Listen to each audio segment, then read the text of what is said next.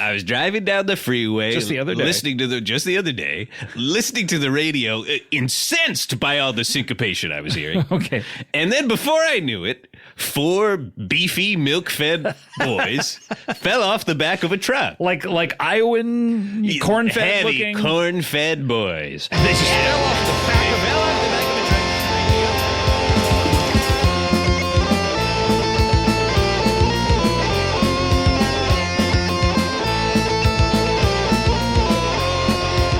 Welcome back, everybody, to Rock Hard Caucus. It's boys only today. This is Iowa's only men's... What was it? Men's politics podcast? Men's rights politics podcast. Not men's rights. One of those men's humor podcasts, Men's I humor. believe is what my friend referred to it as. Men's humor politics podcast. Mm-hmm. There's not enough of Remember those, that I think. men's humor Twitter account that was really popular back like 10 years ago? Vaguely. What was the gist of it? It was just like basically just like Axe body spray promoted content. Basically, I don't think it actually was sponsored by Axe body spray, but it was basically in their vein of like edgy men's humor. Yep. Talking about broads. Is Spike TV still around? I don't know. Yeah, I think it is, but I think I mostly play like Ninja Warrior. Yeah, And, Cops reruns. Yeah. So Stella and Natalie are not joining us today. I guess congratulations are in order to our friend Stella. She just had a baby. Okay. However, I heard you completed your Okay. Pokedex last night. It's true, I did. I got all 400 entries in the Paldea Regional Pokedex. Right. In Pokemon That's a lot. Violet. That's more than one. Yeah. You know what I'm saying? You can think of a baby as like a Pokemon. No, Doesn't even congratulations, Stella. evolve. No, it Single doesn't. stage. It does. It kind of does. It's more of just a stinks. gradual process. Right, yeah. You don't just reach Yeah. a threshold and suddenly become a completely different thing. Yeah. Yeah. No, I mean, I joke around a lot, but congratulations, Stella. It's very cool. Yes. It is cool. It's very And scary to everything have a child in this day Went and age. well. and, It was. you know, It was. Yeah. It was apparently could have been scarier. Is what I've heard. Yeah. From what she told us, it was about 16 hours from when she arrived at the hospital to when the baby was born. So that's quite a day. It is. That's pretty scary, actually. Yeah. Even when everything goes well, it seems like a difficult experience.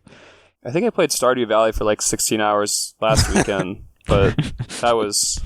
Yeah, this is more impressive, I guess. Physically, at least. Yeah. Yeah, we've all trained. All of us here have trained to stay in the same location for 16 hours at a time. Yeah. So I think we all would be able to handle it as well as she did. Yeah, for sure. Easily. Yeah. And this is kind of like, I guess, a common thing, but the reason Natalie's not here today is because she went into something called sympathy labor. And she had kind of a sympathy birth experience yesterday.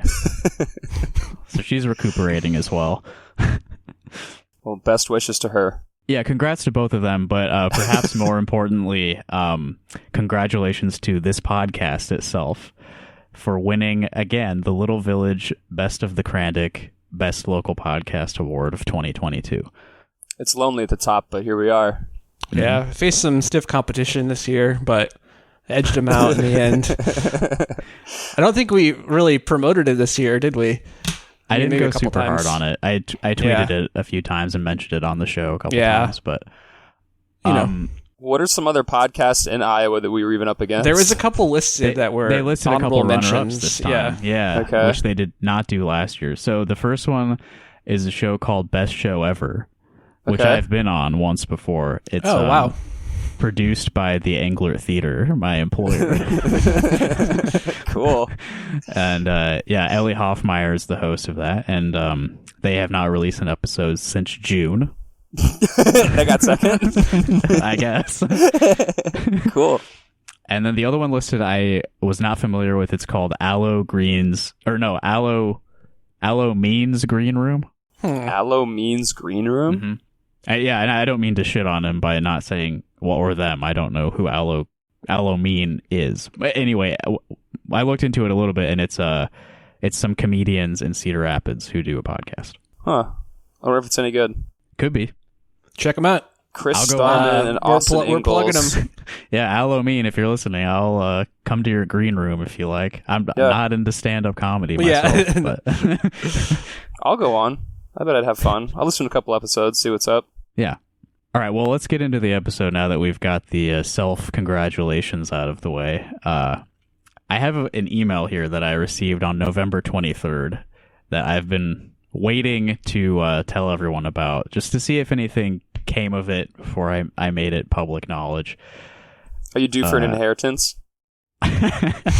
Yeah, I'm quitting the show because I'm about to be a billionaire. Yeah. So I got this email November 23rd, or rather the podcast got it. It came to the email address associated with the RSS feed of the show. Marie Incontrera sent this to us. I guess she is the CEO / founder of Incontrera Consulting LLC. So she's some kind of consultant.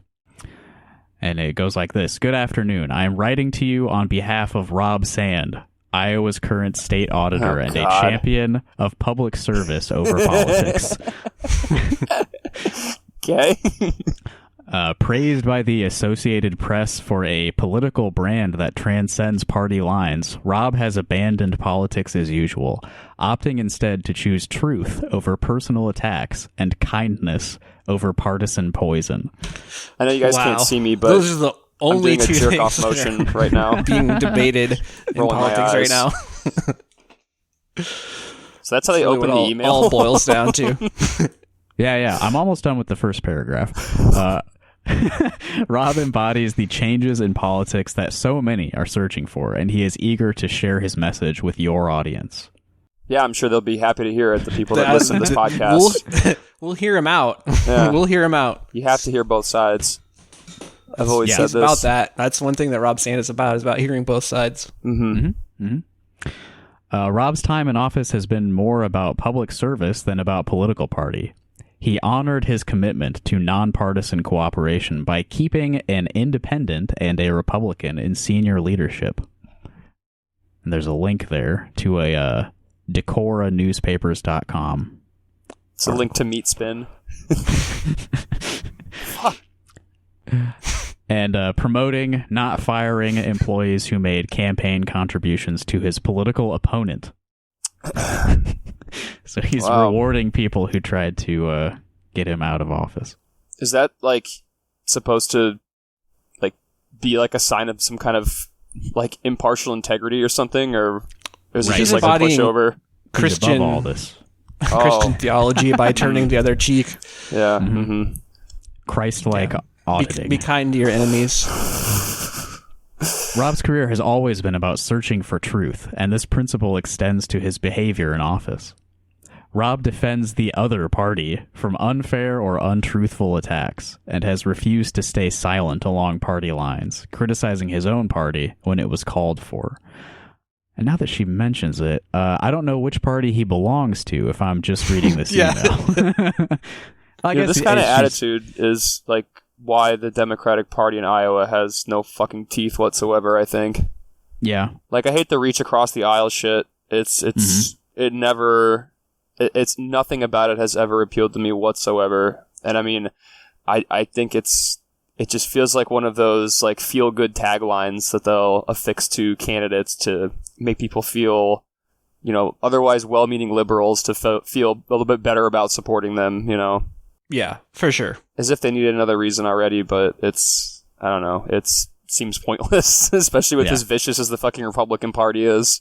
Yeah, and the business as usual thing is completely backwards. The style of politics that Rob Sand embodies is business as usual, as has been practiced in this country for decades before, since the 60s or whatever. Joe Biden is pretty much a prime example of that, of being both sides, whatever about the Senate, how all the decorum, all that stuff matters so much and it doesn't fucking matter. It's counterproductive to and boring. I don't know. I mean, it serves its own interests well, but it doesn't actually do anything that a normal person should appreciate or find good in any way. Yeah, it's like Nancy Pelosi saying we need a strong Republican Party shit. Because they're fucking ancient. But Rob Sand too young to really like. Yeah. It's so calculated. Like, That's true, I don't know. yeah. We're gonna get into it, but He is so I just young. hate how That's what I AstroTurf love about him. his entire thing is, and For sure. unfortunate thing is, it's like a lot of people are buying into it who should probably know better at this point. After 2016, like, come on. Yeah. All right. So from like skimming the email, it never says explicitly that he is a Democrat, but you can get it from context great. clues. This is the end of the second paragraph. Rob cautions his own party's activists to approach politics with kindness and persuasion, not venom and public venting. Yeah, It's that's just effective. This Being a pussy. This consultant Marie seems to have done zero research into who she was emailing. What do you think prompted this email? Like, did you reach out to this person first, or did you interact with this person somehow online inadvertently, or what do you? No, this is pretty out of the blue. Yeah. Okay. He seems to be making a little bit of like a PR push right now, trying to get on like various programs. Yeah. Rob really? Sand is flush with cash, and I'm sure they just scraped like SoundCloud or whatever podcast providers for like podcasts that had like Iowa or like If whatever. they Google Like, I'm Iowa sure podcasts where they we sent should be this number one. form letter to like hundreds of podcasts, our competitors. Okay. So when are we having him on? Yeah, I mean it goes on, but I don't need to read all of it. You get the Yeah, gist. It's Just more trying to fluff. sell Rob to whoever will have him, which I would be glad to, as I said in my reply to Marie right here. Hello, Marie. Thanks so much for reaching out. I am the producer of Rock Hard Caucus, a podcast about politics and culture in the state of Iowa. We'd be very interested in speaking with Rob. We also have no allegiance to a political party, and our listeners respect us for telling it like it is.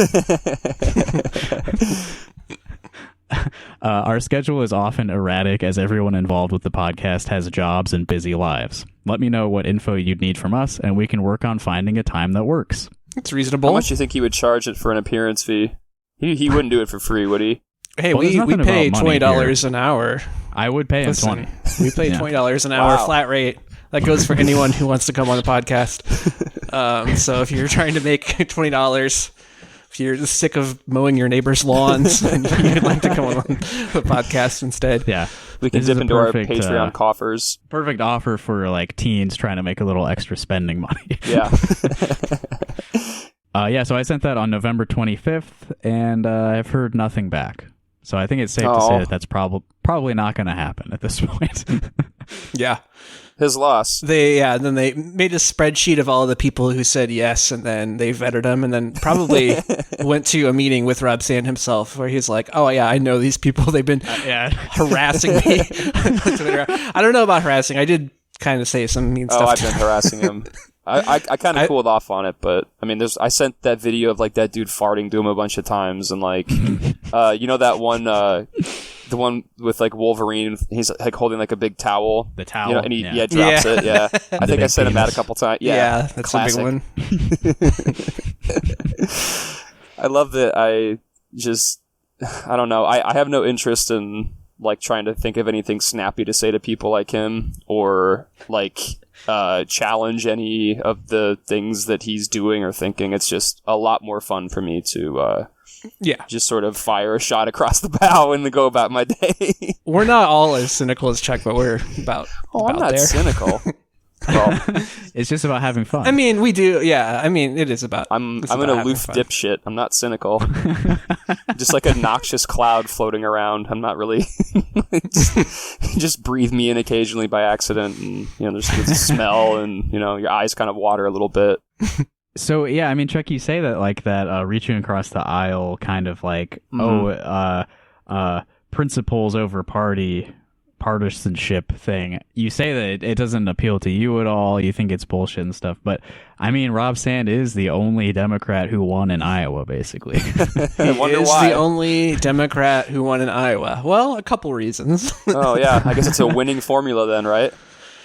Well, a lot of liberals in Iowa have convinced themselves that it's a winning formula, but his formula has a lot of things that are kind of hard to obtain, such as like a lot of family money. Like the amount of money that he spent is like, I looked at like Minnesota auditor race and Missouri auditor race because those are states that are bigger than us. Sure. And they're even in Minnesota, it was like pretty highly contested because there's this whole thing where like there's these like standards for like, I can't remember exactly what it had to do with, but it was like something that the auditor's office was involved in that a lot of people were saying is like critical race theory, or like it was just like some lefty development stuff that people were pissed off about. But they spent like $200,000. Missouri, they actually flipped the incumbent, who was a Democrat, the only statewide Democrat in Missouri, did not run, and then the Republican like beat the guy who did win by like 15 points or something. And I think the Democrat raised like $20,000 and then the Republican raised like $900,000. Well, that's about how much Rob Sand had on hand. He had about $1 million in May. And then from October 15th until the day before the election, spent $700,000 on TV buys. Like that office ad? The office ad, yeah, in like most every major metropolitan area in Iowa. Wow. And also, his Republican opponent was not campaigning, was not Kim Reynolds' choice for auditor. Somehow won the primary. I don't know a lot about him, but we couldn't really find out a lot about him because we talked about the auditor race on the podcast and ran the ads that Rob Sand had run.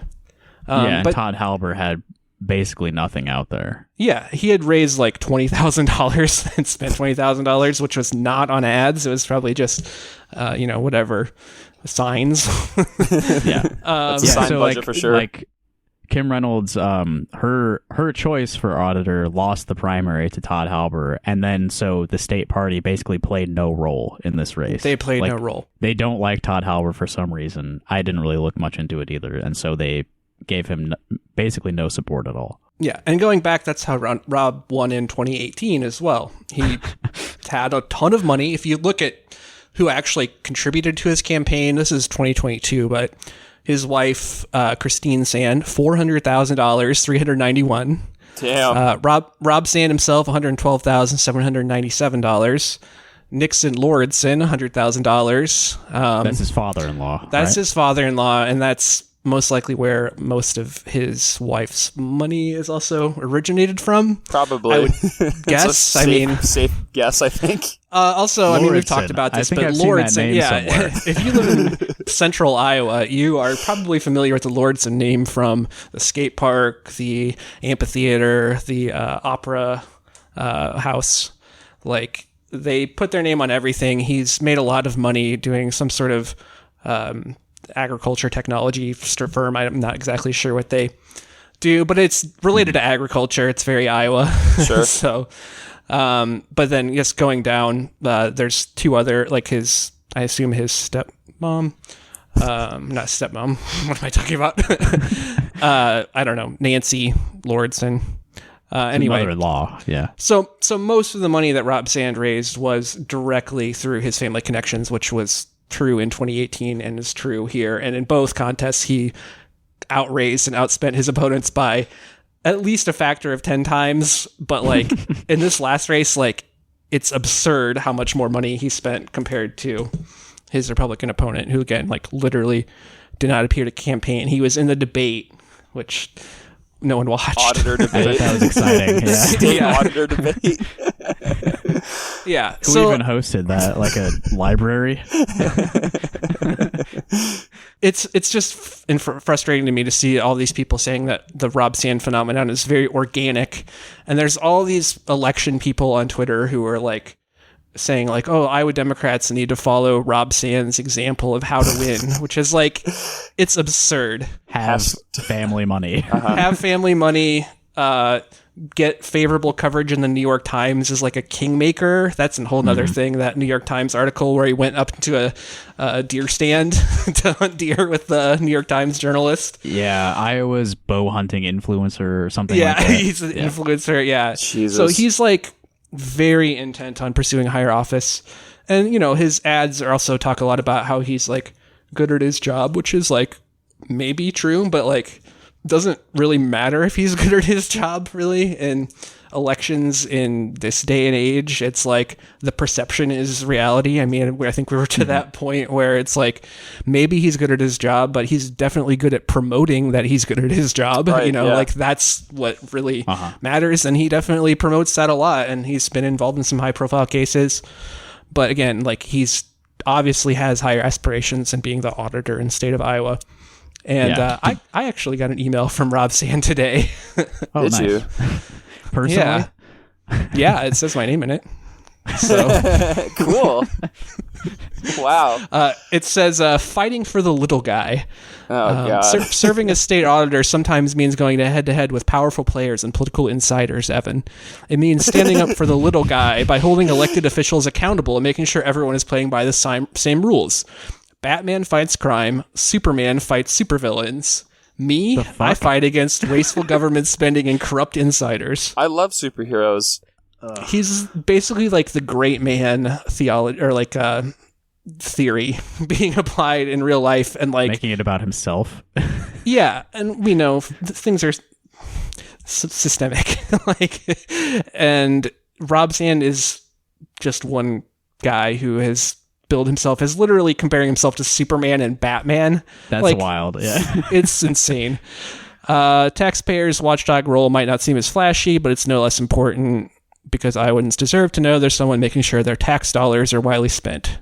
Looking for the bucks. Am I right? Like the deer that you shoot and also the money that you spend? He pushes that one a lot. There's t-shirts that say that. Will you stand with me against the forces of fraud and wasteful spending by chipping in $25 so we can continue striving for more accountability and transparency in our government? I have not gotten any of these emails from any other Iowa candidates. I've been inundated with emails. After the election, I have not gotten anything from Iowa candidates other than Rob Sand, who's apparently really banking on, again, just being like the most prominent Democrat from Iowa. And I don't know. I think there's a lot of factors involved too. I think some people who are not partisan inclined probably, like, there's something to be said. Some people like to vote like, oh, we need to vote for a Democrat for auditor because every other state as a balance thing. Yeah. So it's like the watchdog shit that he talks about. Yeah. I can see maybe some tired and fucking boring. hypothetical swing voters are gonna maybe be like persuaded by that, but his victory over this Todd Halber guy is like really not something that you should extrapolate any greater thing from, other than he like outspent him a lot, had the incumbent advantage, had basically every advantage in the race by far. Yeah, every advantage other than it being like a Republican, like a midterm. Yeah, a wave in Iowa for sure. Have we actually mentioned the results of the auditor's race? Like how many votes he got? Because it was extremely close, and it took several days or maybe even a couple weeks before they finally decided, like, yes, Rob Sand won. Yeah, it was razor thin.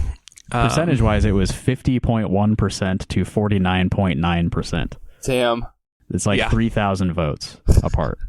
What's the conversion rate on that? The dollars per vote on the margin of victory there? More than $1 per vote. More. That's not even. I'm only talking about, like, I could have looked into his like previous things, but he didn't really start spending a lot of money until the very end. So I'm sure he spent more, and some of it obviously went to consultants or whoever else. But either way, just from October 15th, that's over $1 per person in the state of Iowa. Wow. Or not in the state of Iowa, but the amount of people who voted for him. That's a pretty good deal. $1 per person? Yeah. I wish I would have. They would have just given it to me directly. But yeah, some people are drawing some interesting conclusions from that. Like, I found this tweet from, I don't even know if I really need to say who it's from. It's not anyone that you would know. I'm not going to drag some small account. They have 142 followers. Not like a huge name or anything. Anyway, they made a chart that basically extrapolates Rob Sand's victory, basically looking at the margin of victory that he had and how much he outperformed the different congressional candidates. And basically, if you look at Rob Sand's data and you extrapolate it out, then Democrats win 3 out of 4 congressional districts, which is, again, like absurd to... You're looking at like 2 data points, basically, like the amount that Rob Sand won by, like, again, that we've provided context for, and then like stripping all that context and then just applying like a numeric formula to all the other races. This is like some political science major bullshit, like follow the data, David Shore, just obnoxious stuff. And like seems like a lot of the influential people are buying into the idea that Rob Sand's victory is some sort of, again, it's like blueprint to follow. And it's... Yeah.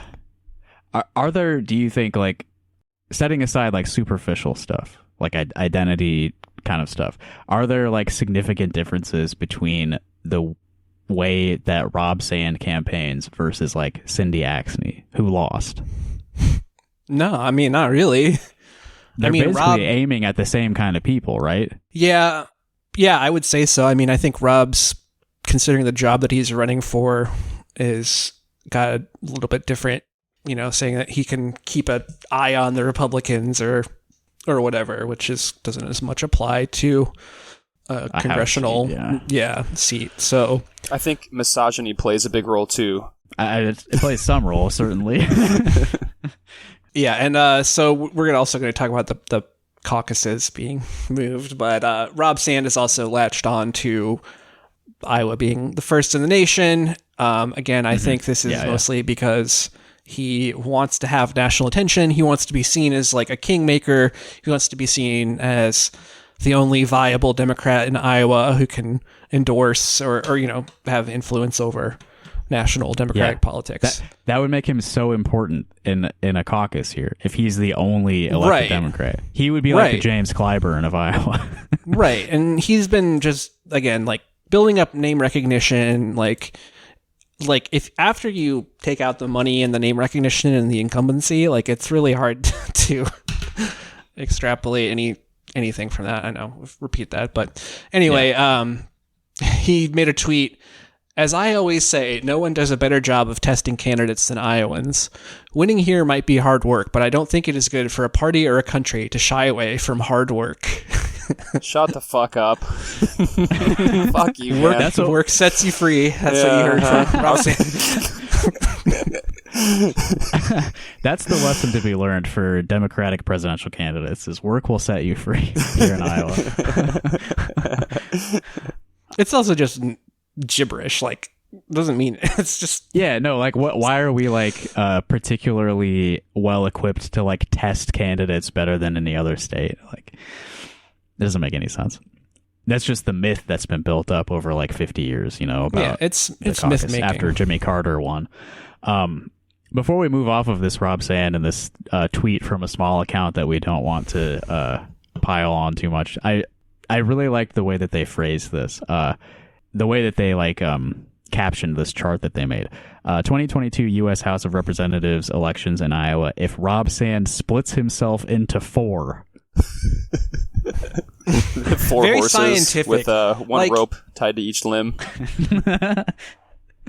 This just like the whole like poll thing is just like the Nate Silver bullshit. We've again talked about this on the podcast before, but it's just so irritating because it just treats like the polls as like static things that like are unchangeable or are like completely representative of whatever population they're claiming to sample. Yeah. And it's when we called the elections pretty accurately just off of gut feeling and watching their stupid ads. Mm-hmm. Did I ever tell you guys what video it was I saw that made me realize that Trump was going to win? You told me, but I don't remember specifically. It was a video that was going around on Facebook, and I was kind of like shocked by, maybe it was a little naive, but I was shocked by how many positive interactions it had. But it's a video of a guy. It's like his outdoor security camera in his front yard, and he had like booby trapped his Trump sign, and like so it was like electrocuting people and like cutting their hands up, and like there's like a snare on the ground they would trip and fall on, and like I was watching the video and like reading the comments, and I was like, this is it, like this guy's gonna fucking win. Like these people love this shit, and like there are many people who will never see this. They would obviously think it was very good too, and like these people feel like they're like at war with the other side, and like they're going to win, and like this is a struggle that they're going to overcome and everything. That's all you have to do is just look at videos on the computer, and you can tell what's going to happen. You have to read the comments though too. Yeah, absolutely. Yeah, you got Yeah, and like the Rob Sand thing is kind of like a backlash to that. Like they, you know, like, well, in the Cindy Axne ad that we saw too, that was like extremists on both sides are like warping whatever the discourse or whatever. Extremists like suspend the elections so Trump can be king versus like hey, we should try to like hamper global warming a little bit. Yeah. Those And it's easy to campaign equally against extremists, but it's like, again, you're not actually addressing the reason why there's extremists. True. And that is that the middle symptoms. cannot hold. Like, liberalism is a disease. Ben saying this. You know, I like the idea of cutting Rob Sand into 4 pieces, but why stop there? Why not cut him into like 200 pieces? Have him run for every single office in the state. Right. Jesus divided a single piece of bread or a single loaf of bread for what? Yeah, it's why not? Keep a piece of Rob Sand in every county of the state. Spread him thin, and he will win every Democratic primary for all of the state Senate seats and all that. And then that's our way back. I'm imagining a cloning lab, blue Iowa, with like those like vertical glass tanks, and there's just like beyond the eye can see of just like little like naked Rob Sand embryos in every single tank. It's like a big screen monitoring their vitals. Yeah, and then maybe like 2028 he can like run for vice president under Pete Buttigieg. That'd be awesome. Will have served as vice president under Joe Biden's second term by that point. All right, let's talk about the caucus. The death of the Iowa caucus as it used to be. This is a Des Moines Register article by Brianne Pfaffenstiel, our old friend, and Francesca Chambers, who I do not have a personal beef with. This came out on December 2nd, and this is them writing about the changes that the National Democratic Party is making to their primary schedule. Democrats voted to make history on Friday by emphasizing and elevating black voices in the early days of the presidential nominating process, creating a seismic shift in the way America chooses its leaders. To me, they're editorializing a little bit in the first sentence. I would say so. A little bit. Iowa will no longer host its first-in-the-nation caucuses under the plan put forward by President Joe Biden and approved by the DNC's Rules and Bylaws Committee, ending a 50-year tradition. Instead, South Carolina, a state with a substantial black population that helped deliver the nomination to Biden in 2020, will lead an early voting window that will be significantly more diverse than in years past. Sounds like someone's salty about losing the state of Iowa. This is personal beef. That'd be pretty funny. He just like gets bodied in the caucuses and fucking yeah. I mean, I think that's what it is more than anything. They're trying to sell this as like a pro-black thing, which like it is a good thing to like weigh black voters' votes more than white in the primary. I think that's fine. Like we owe it to them at this point, right? But it's more about the quid pro quo between Joe Biden and James Clyburn. Right. Like, and also Biden would not be president now if not for the South Carolina primary. Nope. Yeah, it's ridiculous. Like South Carolina is any more representative of the country than Iowa. I think by many metrics, it probably is less representative. Also, is less likely to ever go for a Democrat in the general election. I mean, it's not like Iowa's likely either, but that was one of the arguments that people were making. It's like Iowa's not a good example because like it's controlled by Republicans. Well, we voted for Obama 10 years ago, and South Carolina hasn't voted for a Democratic president since like the 70s, I think. Yeah. I don't think they even voted for Bill Clinton or anything. Yeah. I mean, it's a more conservative state that favors more conservative candidates, regardless of anything to do with diversity, which again is like the marketing reason why they're doing it. But when it comes down to it, it's like a favor to Jim Clyburn because he endorsed him in 2020, endorsed Biden. Yeah. Clyburn, who is, I believe, the only elected Democrat statewide in South Carolina. So they're like, seriously, not any less red than we are. Right. I guess before we go further into this, I want to state clearly my position on this. I think it's good that we're losing first in the nation. I think we should not have a caucus. We should have a primary. Oh, yeah. But all of the reasons they are presenting to sort of sell this to the public and like promote like how the Democratic Party is like progressing so much, like that's all bullshit. This is just about them doing each other favors and, you know, elevating certain wings of the party, etc. I agree. So moving on to like what are the rest of the early states? Nevada, New Hampshire, Georgia, and Michigan will follow South Carolina, a slate of states that the committee says will reflect the many pockets of diversity that make up the party's growing base. I think one of those states stands out among the crowd in terms of pockets of diversity. New Hampshire? Right. New Hampshire, I believe, is more white than Iowa. Yeah, I think so. There's a lot more money in New Hampshire, too. Yeah. And we'll get on to some quotes from some national figures here. I'm so proud that we're going to hear from more voices of those who simply yearn to be heard, to be seen, said committee member Donna Brazil, a former acting chair of the DNC. The calendar is going to speak to all of us because we know that our role in this party and our role as Democrats and as Americans is to open doors. Donna Brazil, of course, is a black woman. Also, formerly MSNBC anchor.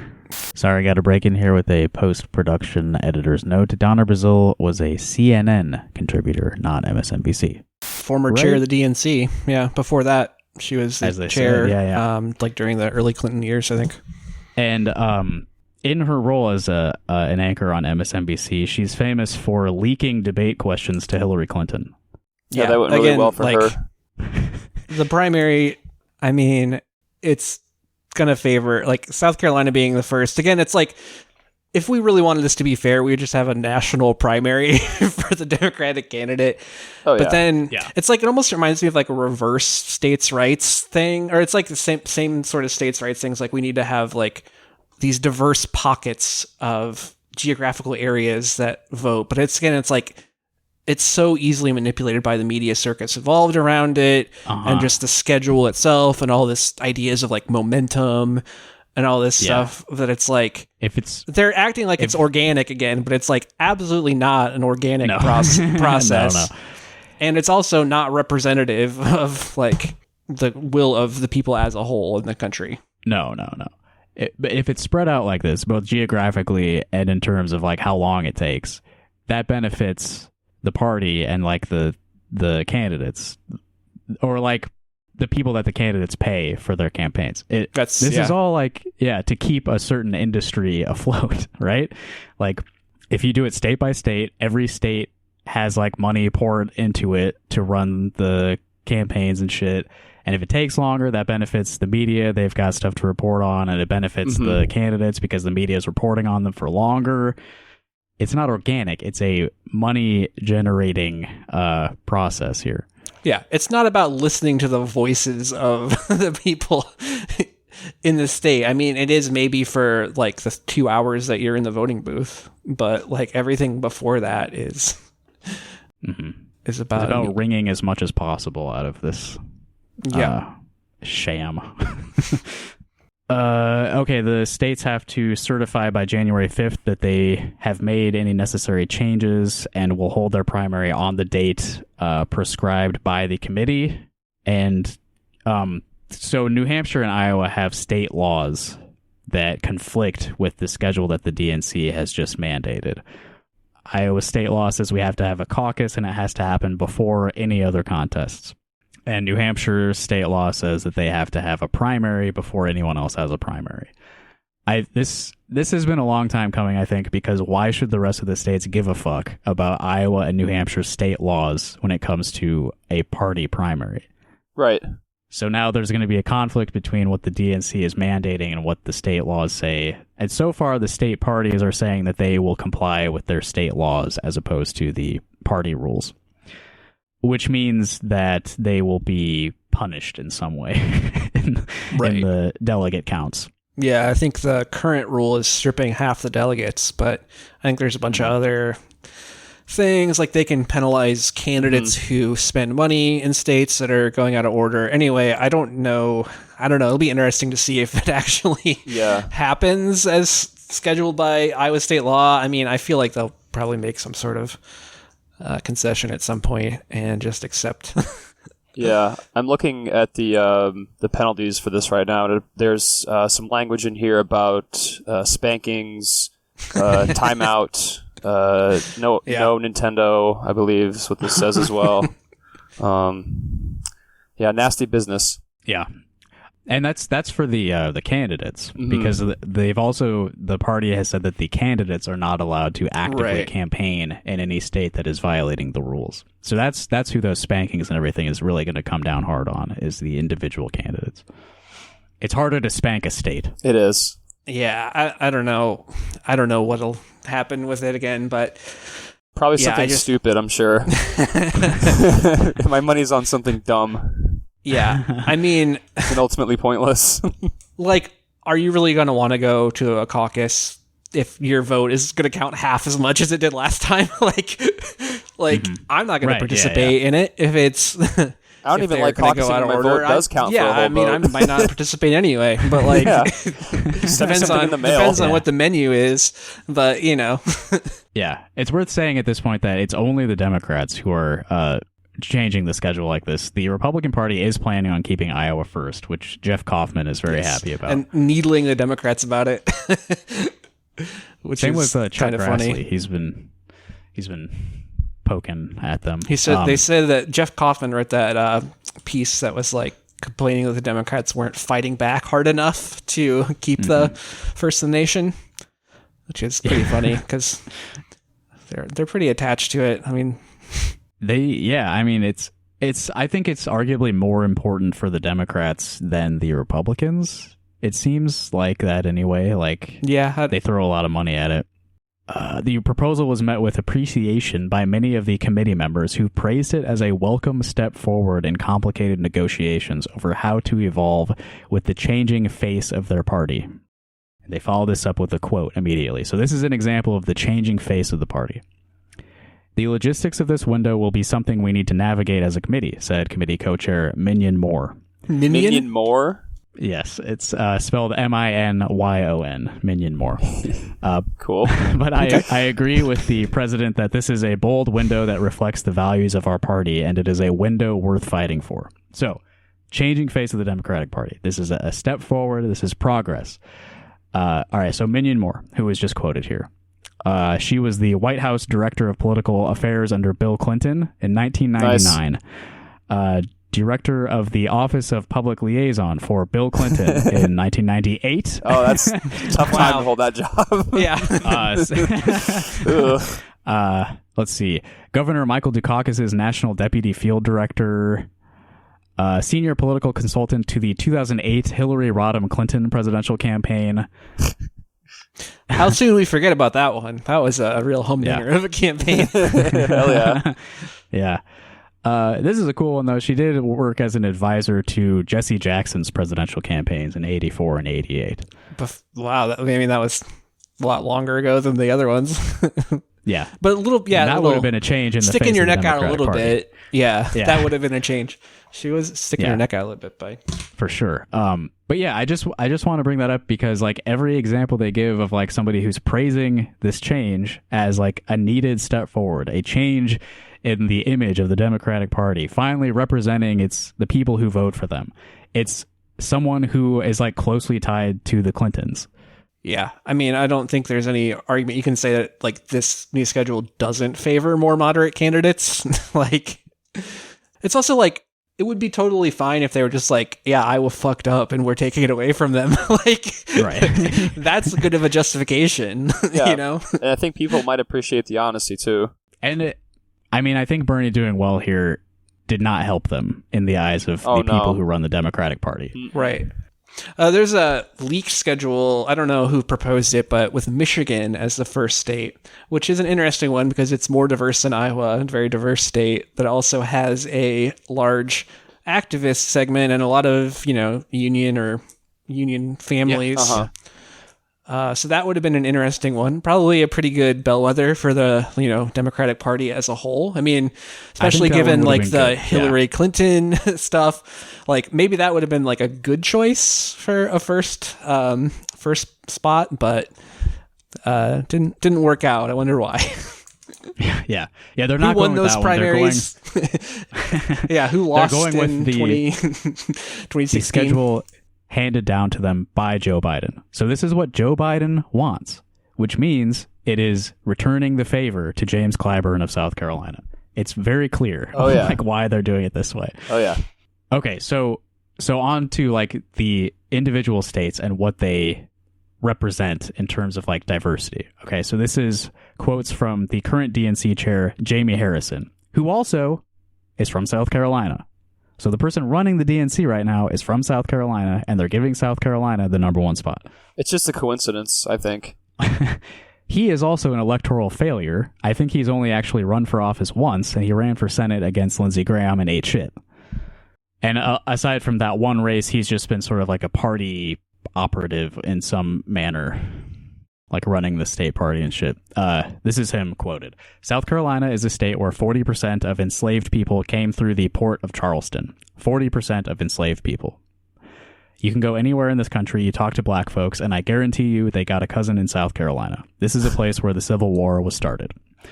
So that's a point for South Carolina there. It's got a long history of black people in America came through South Carolina. It's got a lot of roots for black people in America. Mm-hmm.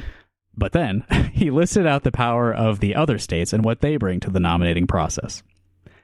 Nevada, where Latinos have been building their political power and lifting their voices. That's valid, but I will say Nevada is also an undemocratic caucus. Mm-hmm. It's hard to vote in the primary in Nevada. Just as bad as it is here in Iowa. Mm-hmm. Next up, Michigan, the heartland where unions built the middle class. Not in just that state, but in the nation. And that's fine. But what goes unmentioned there is Dearborn, Michigan, the city with the highest population of Muslim residents, I believe, in the country. So it's interesting to have that early, I guess. They also vote for Rashida Tlaib, who is like maybe the only good national figure in American politics at this point. Yeah. Maybe the best of the squad, and also has successfully fended off several pretty aggressive campaigns to unseat her. Yeah. Georgia, where the phoenix of the New South has risen from the ashes of the Old South. The South did rise again. This is a little flowery, Mr. Harrison. A New South that is bold, that is inclusive, that is diverse, reflecting all of our diverse and progressive values. Oh yeah. Mm-hmm. I mean, I think If you say Georgia so. is, yeah, maybe a better choice than South Carolina. Like, they're trending more Democrat than South Carolina is. And New Hampshire, continuing the tradition, a great tradition here in America, that small government is good government. Small government by the people and for the people. So basically, literally a Confederate argument. Yeah, pretty much. Yeah, this is the guy running the Democratic Party right now. Great. I mean, in on paper anyway, Jamie Harrison is Whip the chair ass. of the DNC. And the reason to keep New Hampshire early in the process is because New Hampshire is libertarian. Yeah. I just love that. Like, talking about like all these like diversity reasons to have all these states go first. And then New Hampshire, the best you can come up with is like, they're they're Republicans. Yeah. It's tradition. I'm not sure if there's anything else from this. Oh, there is some funny stuff in this article as they continue with quotes. Here's something from Chuck Grassley. Regardless of what the DNC says, I encourage the Iowa Democratic Party to move forward with its plan to follow Iowa law and hold Iowa's first-in-the-nation caucuses, just as the Republican Party of Iowa is doing. Iowa should not allow coastal headwinds to blow away Iowa's first-in-the-nation Coastal status. headwinds. Also hilarious. Yeah, South Carolina. That's when people are talking about those coastal elites in Charleston. Kim Reynolds, this is an embedded tweet in the article. Democrats have abandoned rural America and denied everyday Iowans a voice in the presidential nominating Shut process. up. It's disappointing that there wasn't much of a debate, but that's what happens when a ruling elite gives orders from the top down. How long do you think that narrative's going to work for? Forever? Like, especially around here? I've been hearing that since I was a kid, you know, like this distrust for urban, like coastal areas, or just like feeling like you're being squashed by, you know, this like indefinable group of people. No, I think it's definable. I think it works because there is some like seed of reality in it that, you know, like that's where all the money and power is in the country is over there and over there. Yeah, but we work harder and we're nicer. Right, we deserve that matters. Yeah. Yeah, I love what she's saying. They're like, Iowans are being denied a voice in the presidential nominating process by taking away the first in the nation. Like, well, no, it's like really more giving us like more of a proportional voice in the process. Mm-hmm. Like, we got way more say than we really deserved in terms of numbers and importance, like real importance. And now we're just another one of the fucking tiny Midwest states. Yeah, it's just a rebalancing. I mean, really. Yeah. We've been nerfed. But yeah, That's right, yeah. Just how about just the fucking national primary? I mean, Yeah. I know that like we pretty well went over the reasons why, but like, Yeah. it's so fucking stupid. Yeah, if this was really about, you know, representing the values of Democratic voters and being fair to everyone, we would just all vote at once, like a real election. Yeah, but one vote for one person, that doesn't give enough voices, you know, diverse voices a say. Yeah. That's too complicated. Maybe on your ballot they do like the racial checkbox thing, Right. like the Just demographic weight the stuff votes that you have to do in differently. surveys. Yeah, just weight the votes differently. One and a It's an third. honor system thing. Yeah. Don't say you're black if you're not black on the ballot. 5/3 of a vote. How about that? It's still a secret ballot, but you have to be honest. If you're white, you have to check white, Mm-hmm. and then you get 0.8 of a vote. Yeah. If you're really a good Democrat, you will accept the system as it is. Right. There's a quote from C.J. Peterson, Oh, the boy. Stonewall Caucus chair of the Iowa Democratic Party, and also formerly of OPAC, but they didn't mention that here. And he basically says that he supports the change in the schedule, and if it comes to the state central committee, he will vote in favor of stripping Iowa of all of its importance. He's a traitor. Yeah, it'll be interesting to see how the state party fares without the caucus. They will have to maybe focus on some different things. They'll have Was to. C.J. Peterson a Buttigieg guy? I can't remember.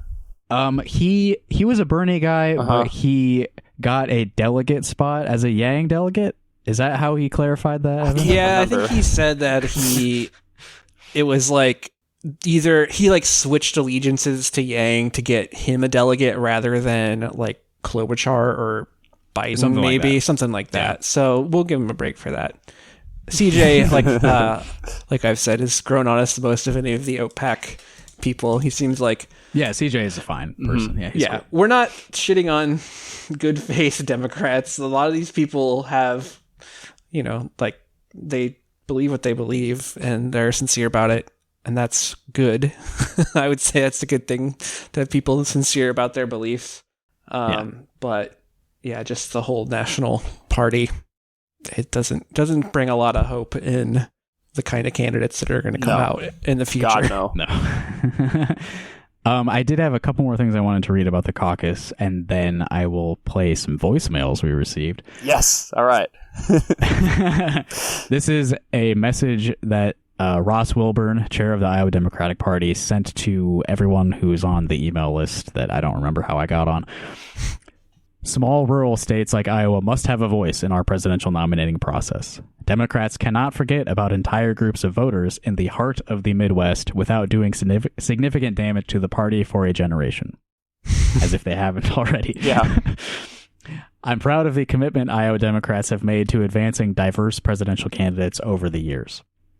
Which means that we nominated Obama. It's disappointing to see a characterization of caucuses that does not reflect the historic reforms that we proposed. So, people may not have heard about this, but they have proposed reforms to the Iowa caucus to make it easier for people to participate. Mm-hmm. Let you mail in a ballot. Yeah.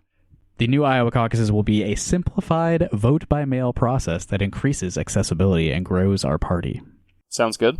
So, I was curious about some details about that, because being able to participate in the caucus without having to stand around for hours, that does seem like an improvement. Mm-hmm. So, John Deeth, who works at the Johnson County something office, he tweets a lot about like party shit, and somebody replied to him with these images that Ross Wilburn sent to county chairs about the updated processes that they're proposing. So this is from a tweet from @liberally_salted. Okay. The Iowa caucus process before caucus day. So on January 2nd, 2024, this is the first day for the Iowa Democratic Party to receive requests by mail or online portal and send preference cards to registered Iowa Democrats. So you would have to request that they send you the caucus document for you to fill out the ballot or whatever. Or they're calling it a preference card. And then 14 to 28 days prior to the in-person caucus, the IDP chair opens the non-present participation period of the caucuses. Caucus goers may return their preference cards by mail, in person, or Dropbox. The non-present participation period will continue for at least 14 days. During this time, Democrats may continue to request a preference card. So there's a period of 2 weeks, 2 weeks before the caucus, where you can vote by mail or turn in your preference card or whatever. And then 5 days prior to the in-person caucus, that's the last day to postmark or hand return your preference card. 1 day prior to the in-person caucus is the deadline for the Iowa Democratic Party to receive mailed preference cards postmarked by the deadline. Okay, now we have reached caucus day. So on the day, the Iowa Democratic Party will release the raw caucus results by a time Raw caucus to the public. Cool. Let me read that again. Sorry. The Iowa Democratic Party... No, it's all right. It's all right.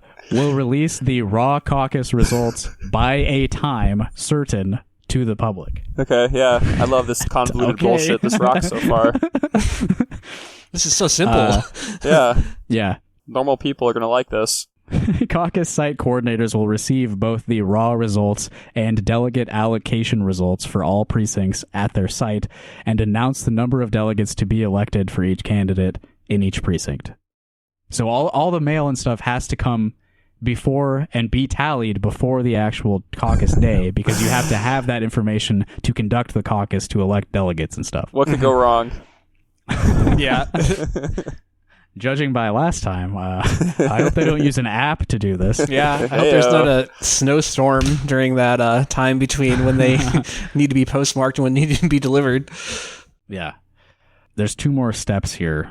There's precincts more? will elect delegates according to the allocation determined by non-present participation and announced by site coordinators. Okay. And the last step is the caucuses will continue with the election of precinct committee members and platform submissions. Okay. What do we need to same show up as for ever. again? Like, what's... You don't. So you only need Mail to in show the up, thing. I think, to do the insider party bullshit. Yeah, if you want to be a delegate. The part that a normal person would want to participate in, you can just request a mail-in ballot and be done with it. So, I mean, overall, it does sound like an improvement, but there's a lot of steps where they can fuck up again. And please just abandon the caucus. Yeah, entirely. like if we're not going to be first in the not that nation, important. then like who cares? Yeah. Like do It's done. easiest It's done. system, please. Yeah. If you actually care about accessibility and all that. Yeah. Because it's still like Which I mail in still sucks. Like Yeah, true. I think that they do care about accessibility, but they like also have this pressure to like continue this tradition because there's so much money and media attention involved. Yeah. They can't completely give it up and actually do the right thing. Yeah, and that tradition, you know? Jamie Harrison, he's right. Yeah. All right. Ready for a couple of voicemails? Yeah. Am I ever? All right. So everyone, episode 100 was very heavy on the voicemails, but as I said, we will continue accepting voicemails and playing them on the show in perpetuity. So if you would like to call us for any reason, the phone number is 319-849-8733. I would also like to extend an open invitation to anybody who needs any kind of life advice whatsoever, or maybe has some kind of big decision they need to make, to leave a message for me specifically, because I would love to spend some time on an episode one day sharing my thoughts on your situation and how I can help and cure you. So please reach out to me. Okay. Yeah. If you're a listener who maybe has been around since the beginning and you miss the times where Chuck was here every episode, that's probably the best way to get him back is to give him his own advice show. Yes, let me help you. Again, that number is 319-849-8733. We'd love to hear from you. And here's the first one we got for today. Hey, this is Trab again. I do not appreciate me putting me on your Raucous Cockcast. When I tell you not to email my mother, Mavis, I tell you not to put me on your internet show. I know a lot of guys with F-150s, and they got big round bellies, and they all have big property out in Adel. Where their sons, Hanson, they're all named Hanson, ride around on four-wheelers all day. And they all have truck guns. Oh. They are all armed like Blackwater, and they're the strongest guys. They got tacticals, huge guts, fucking huge. Clear sign of power. That's not. Maybe we should stop talking about this guy. I don't want to stir up this hive. Yeah. All right, let's clear the air a little bit. The Nipper feud is honestly pretty one-sided. It is. It is. Trab, your mother Mavis seems to misunderstand a lot of social media and even things as simple as email. Mm-hmm. I would recommend to you and all of your siblings to maybe disconnect the Ethernet cable on the back of your mother's computer. This would save her a lot of trouble. Just keep her out of these online spaces because she doesn't know how they work. Just lock everything on her computer except for solitaire. And, you know, while I've got you, because you're probably listening still, Trab, your brother Grant still owes me $30 from like 10 years ago or so.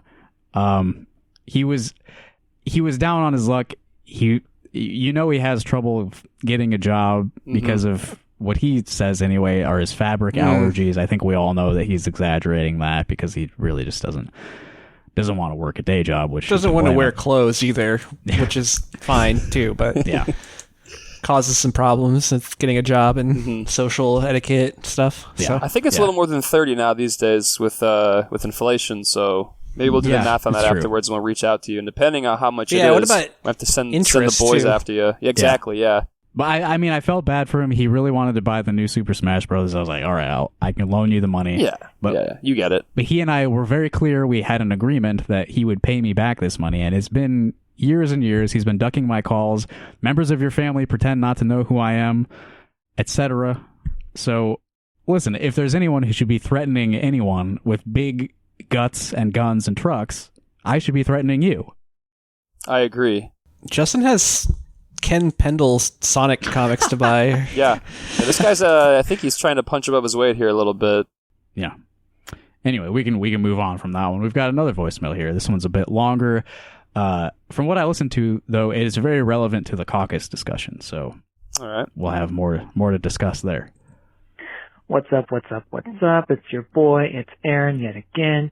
Thank you for reading or listening to my voicemail from your 100th episode. You're It welcome. is my lifelong dream to be on a podcast, and this is as close as I will be. So thank you to my dear friends. Dream bigger. I have other stories, actually. It's not and hard. I didn't want to shoot all my load on the biggest one, as it is said. But this Common one analogy. is, I think, of particular relevance to you all. After all, it is in your title. This one is in relation to the 2020 caucuses. The first and only time I have ever and will ever caucus. I happen to have been graced by the presence at my caucus location by none other than Travis Kelce's new girlfriend, Claire Kelsey. That's right. She is my state senator, and she was there that night. She gave a lovely, rousing speech. Everyone was very charmed by her and very happy that she was there. But she rat-fucked us, and let me tell you how and why. So, after the first count that they do, Pete had 3 votes, enough for 3 votes. Disgusting, we hated it, boo. The Bernie section had enough for 2, and we're not too far behind him. Just far enough, you know. And the Klobuchar side had 1, and the Biden side had 1. But, poor Claire Kelsey, boo-hoo-hoo, her Liz Warren team was 1 person shy of having 1 vote to move, or 1 point to go through. How the fuck they do this stupid fucking thing? And Delegate. she was begging our team, please State just delegate send over 1 more. Cole. Please There, just send wait, over 1 no, more. wait, SD. actual And we delegates. say, no, you come over here so we can actually, win. But eventually the cutoff line is made, and all the Liz Warren people have to go somewhere else. Or they can just, stay there and sit there for 2 hours. So, a lot of them, bless their hearts, make the correct decision and come over to the Bernie team. I guess not a lot, maybe enough. Come over to us. But what does Claire Kelsey do? What does noted state senator and local fixture Claire Kelsey decide to do? Does she decide to go with, the winning team to maybe beat that nasty little creature, Pete Buttigieg? No, I don't think she does. Little rat I think man. she makes the really fucking obvious and stupid, poor decision and brings more than 12 people with her over to the Klobuchar side. Boo. This is enough to give Klobuchar 2 fucking points. So this is where I learned that Google Voice has a 3-minute limit. Oh. And Aaron got cut off there. This is Aaron who told us a story about Zach Walls and his mother on episode 100. But while we're in between his voicemails, he did bring up a point that I don't think we talked about before. Another reason that Iowa Democratic leaders want to keep the caucus here, at least some of them, is because it's so opaque and complicated, and it gives them opportunities to do shit like this. It's a good Whereas point. if your average person doesn't know the rules and is just there trying to figure out how the fuck to vote for Bernie in this high school gymnasium or whatever, the people who actually understand the rules, or at least are in positions of authority because they don't always follow or even know the rules, they have way more influence and power over that situation. They can influence people in the room because they are coming from a position of authority, or they can even, cheat and tip the scales very easily because no one knows what's going on. Like that coin flip video. Right. There's many of those videos. Yeah. Just clearly cheating on the coin flip. Yeah. Did you guys have, I can't remember, did you guys have anybody that just left at your caucus after their candidate was found not viable? Oh, yeah. Yeah, I There's had this a guy Tulsi who was guy who did that. Tulsi Oh, guy. yeah. Well, I think we might have. I don't think we even had any Tulsi, but there were some Yang people who went home. Me They too. had 2 different Yang people give speeches first for some Nice. reason. And this one guy who was he's like, I voted for Ted Cruz in the last election. Oh, I remember the story now. I'm here yeah. to vote for a Yang. And then a Yang wasn't viable, so he was like, fuck it, and just went home. We had one Yang guy good. that made it a big show of him leaving. He held up his Yang sign and slowly walked out the door, rotating in circles so everyone could see it. And then there was a lady there for Klobuchar that literally stomped out of the room with her arms folded, which That's was really awesome. funny. Yeah. Damn. I See you would later. prefer they do something like that than the bullshit where someone like tries to curry favor from like the other groups. Like, Yeah. oh well, if you give me a delegate seat, I'll vote for your candidate.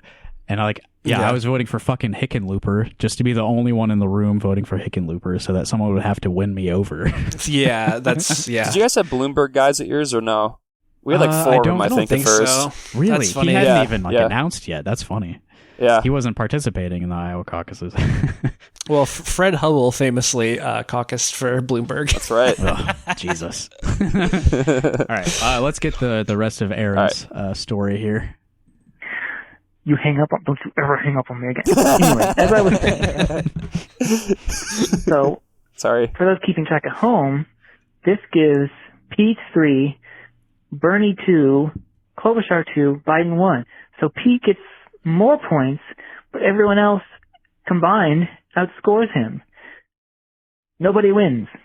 Nobody fucking wins. Because Claire Kelsey goes over to this fucking Klobuchar team, and the first thing she does when she goes over there, I swear to God, first thing she does, is she goes over there and she like high fives the main Klobuchar dude who was there, the one who spoke about Klobuchar and how everyone should go to Klobuchar. She high fives him, and my conspiratorial brain immediately goes, they planned this. They fucking knew. They knew. They said, if one of us isn't viable, we'll go over to your team and we'll fuck Oh, Bernie. absolutely. That's exactly what they fucking did. Yep. And after all was said and done, I go up to Senator Claire Kelsey and I say, I fucking saw what you just did. You did that on purpose to rat fuck Bernie. It's disgusting. It's useless. And I'm never voting for you ever. And so Nice. her face just fell as I told her this. But you know what? I don't regret it. She deserves it. Hell yeah, dude. And I have a lot of other caucus stories from that night because we had maybe one of the most miserable caucus experiences ever. There was a 5'2" manlet who claimed his brother was a Vermont state trooper and that the Bernie Sanders sons were corrupt and were running the state. Like it was on some Walking Tall, Buford T. Pusser shit. It was insane. Just an absolute madhouse. I hate the caucus. May it die forever. Peace. Love the show. Bye. Amen. calling. Thank you, Aaron. Yeah. That's a good one to end it on. There's nothing wrong with being 5'2", okay? Yeah. Again, the number, if you would like to call in like Aaron and Trav did today, is 319-849-8733. We'd love for you to call in and kill some time for us on this podcast. Anything else we need to discuss today? Or are we set? What are you guys having for lunch? I think we're good. I already ate. Yeah, I had a, It's a 2:30 bagel with PM. turkey I'm a late and lunch mustard guy. on it. Like kind of a sandwich That thing. sounds good. It was all right, yeah. Real cheap, just slap it together. Yeah. Yeah. I had a roast beef sandwich and some barbecue chips and That sounds pretty good. Solid. clementine. Okay. A balanced meal. Barbecue chips and clementine. Yeah. For a roast beef sandwich. I like it. It's like the food pyramid. It's all there. Mm-hmm. Yeah. I don't know. I think that's probably it for today. All right. Yeah, I got to head to work pretty soon. We're going to close out this episode with some music by the band Moon Rabbit. This is another group from Ames, so we're getting a lot of Ames musical representation recently. You can find their music at moonrabbitband.bandcamp.com. And just like the phone number, if you would like to participate in the music section of the podcast, which is the final like minute and a half of every episode, you can submit your own music or your friend's music if you have their permission by going to rockhardcock.us and clicking the how did I label that? There's like submit section at the top of the page. Yeah, just click on Iowa Music after the word submit, and you can send us your music, and I will buy the music on Bandcamp, which I know means a lot to people like me anyway. Mm-hmm. Well, thanks for listening, everybody, and here is some Moon Rabbit. Thank you, Evan and Chuck. This was very fun. Always. Yes, sir. Episode that no one asked for.